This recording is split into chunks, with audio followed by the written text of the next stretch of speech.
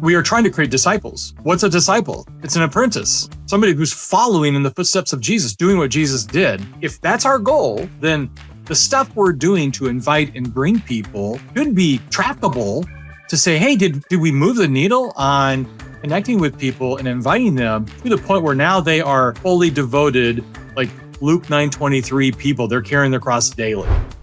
Welcome to another episode of the Missional Marketing Podcast. I am Bart, Blair, the brand director for Missional Marketing, and I am joined by what AI tells me is one of the foremost thought leaders in church marketing and communications, the CEO of Missional Marketing, Mr. Jason Hamrock. How'd you like to do an intro? Don't believe everything you see and read on the internet. If AI says you are one of the foremost thought leaders in church marketing communications, it must be true. Well, we've done a good job of optimizing our website, apparently. We have. And for some reason, everything on our website looks like it's been sourced by Jason Hamrock. Yeah. It's all come out of your brain. Yeah. No, we have an amazing, gifted, talented team of people who actually make you and me look really good when we're interfacing and engaging with churches. Really, really good. Yes, we have a phenomenal team. So, kudos and credits to those guys. They know who they are. Yeah. Absolutely. Well, for those of you who are new to our podcast, we produce this podcast really to help churches grow through leveraging digital marketing and effective communications. We've been producing this podcast since 2020. We've been a little less consistent lately, but man, we're determined to hit episode number 200 in the year 2025. Yeah. I think this is number 169. All if right. I have my you got numbers some work to do. Correct. Yep. And we're going to actually do a relatively brief conversation today. And I'm going to kind of call it a little bit of a follow-up from our last episode. So if you didn't listen to the last episode, make sure that you do. We talked about things that make a marketing campaign effective and different ways to go about approaching marketing campaigns. But I sort of had some thoughts. You and I were in a meeting this morning. You said some stuff and I was like, ooh, you know what? Jason's right. I'm just going to kind of throw out a statement here and then I'm going to kind of interview you on this particular topic. If your church does not have an effective in-person engagement or assimilation strategy, pretty much any marketing campaign that you're going to do is ineffective. It's going to be a waste of money. You could spend a lot of money marketing to your community, doing digital outreach to your community, and actually see those ad campaigns bring people through your front doors. But unless you actually have a specific strategy to connect those people into community, there's a very good chance they come in the front door, they go out the back door, and you never see them again. Yeah. So I know you have this conversation with churches all the time. Just give me a little bounce back on what I just said there. Well, you're right. You can run ad campaigns blindly. Most of us do, with the hope, crossing our fingers, throwing up a prayer that that's going to reach somebody who needs to hear that message, and then they show up to church. We don't know if they showed up. The Lord does. We don't know if they showed up to church or not. And we can do that. And that's sometimes that's what we have to, because that's what we have to work with. So there's nothing wrong with doing that. Please hear me. Don't. It's not like don't stop spending money on digital advertising. And that's really, really, really important. But what you're getting to is where my heart goes. And that is, what are we trying to do as a church? Now, this is a deep question. I won't go too deep into it, but we are trying to create disciples. What's a disciple? It's an apprentice, somebody who's following in the footsteps of Jesus, doing what Jesus did. So go read the New Testament. Go read the Gospels if you want to know what Jesus did, right? He did worship. He prayed. He gave. He served. I could go. He was in small group. Yeah, different kind of context, but he was in groups, right? So if that's our goal, awesome. I love that. Okay, that's the target goal. Then the stuff we're doing to invite and bring people should be trackable to say, hey, did we move the needle on connecting with people and inviting them to the point where now they are fully devoted, like Luke 9:23 people, they're carrying their cross daily. And that's kind of where my heart goes, my mind goes. I'm going, how do we make sure that we are developing tools and we're developing systems that are going to be able to, as much as we can, track some of that movement? And that gets really interesting because there's a lot of great tools. We have them that help you see that, but you want to make sure that you've got a plan. And if you kind of like don't have a plan, then I don't know if you're hitting the bullseye. Yeah, I think there's two sides of this discussion. One is the technical tracking aspect of it, which is if we are getting people in the front doors on Sunday, new guests, new people checking out our church on a regular basis, they're in decision-making mode. They're trying to decide if your church is the right fit for them. Number one, we need to have really clear first steps so that we can collect their information. And then we need to have a very strategic and well-organized process of following up with them and creating additional engagement. The other side of this is actually the cultural and the experience discussion. And this is one where I think as a church leadership team, you need to sit down and have this conversation and ask these two questions. What about a new person's experience in our church on a Sunday morning would prevent them from coming back a second time and be deep and dirty honest with each other? And the second question is, what are the things that we could do better to get people to want to come back a second time?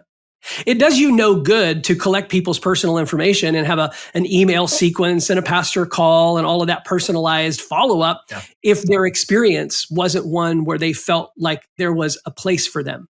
At the same time, if you've bent over backwards and created this great experience on Sunday morning that's hospitable and welcoming and an easy on-ramp for unbelieving people or pre-Christian people or de-churched people who are coming back to church, and yet you don't have a system and a process for connecting with them and following up, you're missing opportunities there. Well, and telling them, well, here's the path. Yeah. Okay, I probably have a need. I want to connect with God. I don't think he knows who I am, or I've got kids and they don't know who he is. And if the assimilation path isn't like, yeah, this is what we're about. I've got a church, and I won't mention, but if they're listening, they'll know who it is. They've got a goal of having in the next 9 years, they want to produce 10,000 people that are living out their half of their essentials. They labeled 6 essentials, basically 6 discipleship steps. They want 10,000 people in 9 years doing at least 3 of those 6. Right now, they're at how many do they have currently? They have about 1,000. So they have about 3,000 people that attend on a regular basis, but they've identified 1,000 of those people are doing 3 of these 6. So their goal is, I love this, because their goal is when you come to this church, yes, you can just kind of get lost. You might have been burned out, or you might have been hurt by something. So you can kind of get lost and just kind of take it all in. You're not ready to sign me up. You're not ready quite there. That's fine. But at least I know what the path is. I understand that what you're asking me to do, or you're saying, hey, Jason, if you attend our church and you make this your home and your body and your family, these are the things, these are the elements that if you want to really connect with who God is and what his plan is for your life, you will live out these. And that's what I like about it, because if I have the roadmap, for some people, they're going, just what do I need to do? They don't even know. They don't even read their Bible. They don't even have a Bible, right? So I like what you said there was so good, because they're going to come this Easter, right? We're about to get into the Easter, and it's like a month away. And what's going to bring them back? Well, obviously there's those intangibles like, oh, you guys are really, really friendly. And my kids had a great time. It was easy. I mean, the worship was really good. That guy who talked, he was really, really good. I think I'll come back, right? That's really important. But I think you also want to communicate where we're going with you. Yeah, I think we work with a lot of churches, especially because we're kind of at the top of the funnel, connecting with new guests outside of the context of your church family. And the best churches that we work with when it comes to building effective marketing campaigns, they have done the hard work of creating an avatar or a persona for who in their community they're trying to reach. Yeah. Now, I would actually say that if you as a church have never actually created the persona for what a growing disciple in your church looks like, it's a really great exercise. You were talking about those 6 essentials that particular church has put together. I think this is a great exercise. Now, obviously, Jesus is our model, but none of us are actually going to be like Jesus, okay? But we do need to look at sort of the key characteristics and the habits and the personal disciplines of we're not talking elder level or pastor level disciples here. We're talking about the average the average disciple in, Springfield Community Church, whatever your church is. What are those essentials that we see being lived out in their lives. And then we need to reverse engineer a pathway that goes all the way back out to that avatar or that persona from the person in the community that we're trying to reach. Right? Yeah. And we need to, and I'm really big, Jason, on we want to create a roadmap for people. And I think to some degree, people need to know what the destination is, but most people don't need to know every pit stop or step along the way. They just need to know what's next. Yeah. What's the next one thing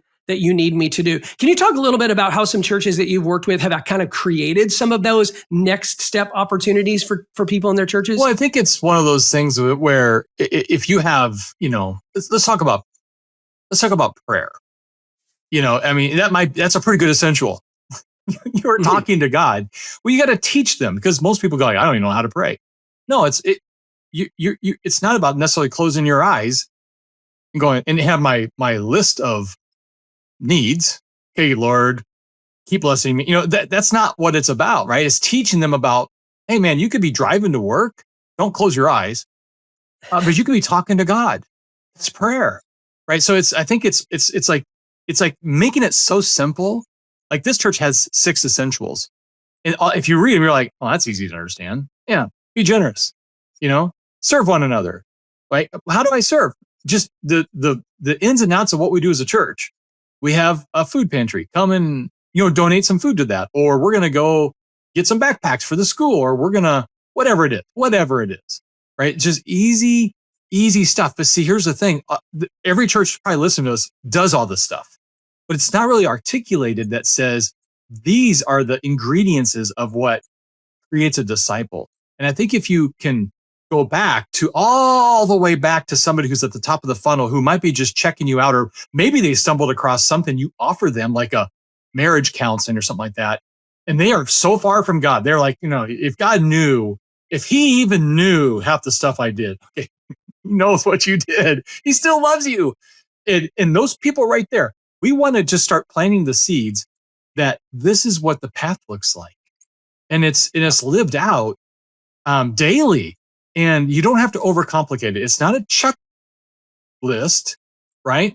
And we were just talking about this a little bit ago, Bart. You can give everybody the ingredients, but you can't cause them to cook. They can't make the meal and eat it, right? You can give them stuff, and it can go into one ear and out the other. It can go into their head. If it doesn't get down to their heart, that's on them. That's not on us. But sometimes we make it so fuzzy they don't even know, and they can show up, like you said, they can show up and engage and go, man, I'm not coming back. They don't know me. They don't know me. They don't care about me. I'm not going to come back here. And that's a tragedy, because I want them to realize that they are loved. There is a plan. And this is what it looks like here at our church. Yeah, I want to comment on what I see when it comes to these types of engagement pathways, discipleship pathways, a common mistake that churches make. And then I want you to kind of speak to maybe some solutions to these problems. One of the steps that one of the mistakes that we often see churches make is that they communicate everything to everyone all the time. Yeah. So, one of our distinctives in our community is that we want you, serving in a ministry. We want you to know your spiritual gifts, and we want you to leverage your spiritual gifts and your talents and your experiences to be serving in ministry. If you're a disciple of Jesus, we believe that you should be baptized. That's a step somewhere along the pathway. The challenge, though, is that in church communications, we tend to send the same message out to everyone all the time about everything. And so if I've been in the church for a long time, my tendency is typically to just tune all of that out because it's so much all the time. If I'm new in the church, it can actually be very confusing to me because you're sending me mixed messages on what my next step might be. Should it be get baptized, or should I be serving in a ministry, or should I be in a small group, or what should I be doing? Yeah. Can you talk a little bit about how maybe using email, using text messaging, using an app, a church might be able to better develop a communication process that allows them to customize and tailor the communication to people where they are on the pathway? Oh, it is so critically important that you know who your people are. And your church management system is kind of the hub for all that. And if you don't really have that, you really need to talk with Bart or myself. We'll help you. We don't do church management systems, but we will give you guidance. So most people have a church management system where all that data is stored. If you looked up me, I go to a church. And if you looked at me and my family, you would see that we attend, that we give, that we serve, that we're in a group, that those kinds of things, or we're not, right? You would see when we were baptized, when we said yes to Jesus, that kind of stuff. So all that's in a church management system. What Bart's saying is you can have specific tools, and we can introduce you to them on how you can segment. Like, for example, if you're going to have a baptism weekend, why on earth would you invite the entire church on? You might announce it that we're going to have a baptism weekend, but you should have specific messages to people who have not yet been baptized. And why should you get baptized? And don't just say, hey, in 2 weeks, we're going to have a baptism weekend. If you ever thought about being baptized, now's your chance. I don't think people are thinking about getting baptized. Instead, you tell a story. Meet Mike, who was this guy. He was a biker dude and blah, blah, blah, blah, blah. And he gave his life to Jesus and he got dunked. His story is off the hook. It's amazing what God did in his life. That is the cool, that you can tell a story. And then you're inviting people, hey, if this is you haven't been baptized, be like Mike. That's a slogan. That just came out. People are going, what are you talking about? There are about 8 people who know what that reference is. I am one of them, but there's a lot of people who have no idea what you're talking about. But you can segment your audience. If you want to reach moms of, kids that are like 1st through 3rd grade or something like that, your church management system can help you segment that list. And then you can have direct communication to them via email or text messages, or even in the app. Those tools exist. So as you get new people that come in and they self-identify, you want to learn as much as you can about them so that you can help them on their journey and communicate with them well. And I tell you, the churches I work with that are doing that, their engagement is up and to the right, like nobody's business, because they actually are communicating a specific message to the right person. Then there's some, you just get it to everybody, right? Because it's all church-wide. But boy, breaking it down and making sure that's like comms 101 to have a really, really targeted message to that right audience. Yeah, every church leader can probably relate to this example that I'm going to give. Children's ministry director comes to me, pastor, whatever, and says, I need some volunteers. Can you announce on Sunday that we need volunteers for children's ministry? And so pastor gets up on stage on Sunday morning and makes an announcement. We need volunteers for children's ministry. And usually that results in about nothing. No one signs up for children's ministry. Now, the opposite would be the most effective way, which is the children's ministry director specifically takes a list of people that they know could be really, really good gifts to that ministry and goes and taps people on the shoulder and says, hey, I'm having an interest meeting for people who might be interested in serving in the children's ministry. Would you come to that interest meeting just to hear? I'm not asking you to make a commitment to serve in the ministry, but just come to the lunch. Now, you get 5, 6, 7 people that come to that lunch. They've had a personal tap on the shoulder from either the children's ministry director or someone who serves in that ministry. You're going to have some of those people that are going to show up, and a few of them are going to actually say yes, because that personal connection is so powerful. What we're talking about is kind of a middle ground. It's a little less personal, but it's far less generic than the platform announcement, which is utilizing targeted email, targeted text messaging, or targeted app engagement that sends direct messaging to people who you think, hey, our church management software says, number one, you aren't serving in a ministry. We're not verbalizing this, but this is what we're saying in the back end. Our church management software says you're not serving in a ministry. It says that you are a disciple of Jesus who has been baptized and that you have interests in arts, crafts, and painting, or music and theater, or whatever your interests are. We're going to segment an audience with those people and send a message to them that, again, probably starts with telling a story about how some life of a child was impacted by their children's ministry small group leader or the youth ministry worship leader or whoever it is, right? Tell that story to really heighten the level of engagement and the possibility that people will take their next step. When my son was in elementary school, I served along the way in the different grade groups. And I always thought we could easily get other dads. We could send an email that says, hey, Jason, CJ needs you in his Sunday school class and his buddies because he needs an adult leader. And like you're leading your son, spend time with him on Sunday with him and his friends who need a leader. We absolutely need some help here because we're growing too fast. It's like, oh, yeah, I could really spend some time with my son and his buddies in the 4th or 5th or 6th grade boys classroom and give an hour a week. That's not a very big demand on my schedule. It's on Sunday, right? So you can be kind of creative in that messaging. But your point is, first of all, you got to be able to identify the list. Then you can kind of get creative on what that message should be. It should always be through the context of a story. Yeah. Now, to rewind to where we started this conversation, which is you're probably wasting your money if you're marketing, inviting people to come to your church, and you don't have a clear and specific way to help them take their first steps and their next steps. And obviously, again, going back to it, culturally, you need to make sure that culturally your weekend worship experience is one that's full of hospitality, that it's an easy on-ramp for people who are far from God, who are kicking the tires of faith for the very first time, or maybe they're just new in the community and they're looking for their new spiritual home, their new church family. But the second thing is you have to have a system and a process for, number one, getting their information, and number two, communicating to them in an effective and consistent way that helps them know and understand what their next steps need to be. And so that's kind of where we started. That's kind of where we'll end. Do you have any parting shots on this before we wrap this episode up? No, but if you are wondering how do I even do that? Reach out to us. We'd love to talk with churches and explain and go deeper, because it's all personalized based on what tools you have and what your leadership is trying to accomplish. And those are great questions to ask and just kind of throw around. So I'd say schedule some time with Bart or myself or any one of our coaches, and we can help lead through that conversation. Yeah, if you're a partner church with Missional Marketing, you already have a coach, and you can engage with your coach and say, hey, I listened to this episode, and can you get me on a call with Bart or Jason to talk about this? And they'd be happy to do that. If you're not a partner church with Missional Marketing, you don't use our services, shame on you. No, I'm just kidding. No shame on you.